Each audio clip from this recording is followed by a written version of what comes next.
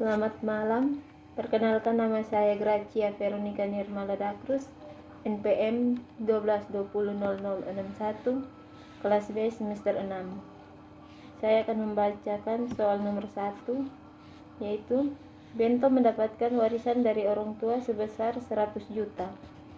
A. Bento kemudian memilih untuk mendepositokan uang dengan asumsi suku bunga tetap selama 9 tahun sebesar 10%. Berapa uang Bento pada akhir tahun ke-9? Di sini untuk mengetahui uang Bento ke-9 yang didepositokan, maka saya mengerjakan menggunakan Microsoft Excel yang diketahui jumlah depositonya 100 juta, jumlah suku bunganya 100%, periode 9 tahun yang terlihat di tabel. Saya menggunakan 0 tahun sampai 9 tahun. Jumlah deposito tahun ke-0 itu 100 juta, bunga 0 dengan depositonya 100 juta, bunga pada tabel tersebut 90 juta didapatkan dari 100 juta dikurangi dengan suku bunga sebesar 10%. Jadi didapatkannya 90 juta rupiah. Untuk mengetahui jumlah depositonya, maka kita menggunakan jumlah depositonya, maka itu menjumlahkan jumlah deposito tahun sebelum dengan bunga sebesar 90 juta.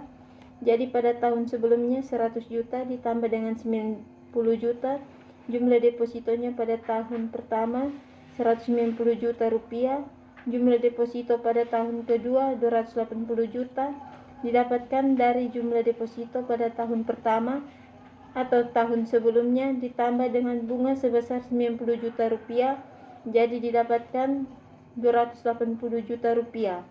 Tahun ketiga juga dilihat seperti itu, jumlah deposito bertambah maka harganya semakin meningkat 90 juta.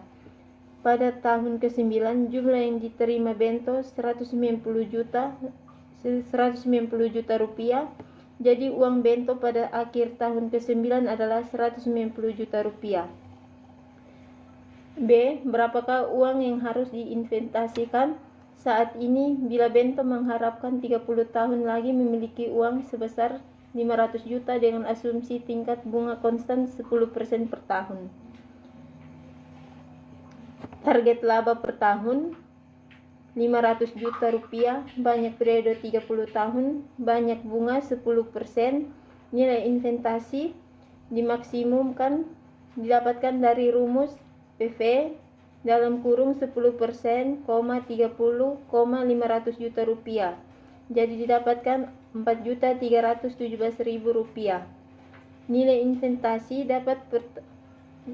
investasi tahun pertama 4.317 juta rupiah didapatkan dari nilai investasi maksimum bunganya 470 juta rupiah didapatkan dari nilai investasi dikali dengan bunga sekitar sebesar 10%, jadi didapatkan 471 juta rupiah.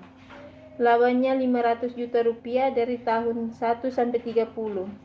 Nilai akhir diperoleh dari nilai investasi dikurangi dengan laba ditambah dengan bunga, jadi dari nilai investasi dikurangi dengan laba ditambah dengan bunga, jadi periode 4.682.000 untuk tahun kedua sampai tahun ke-30.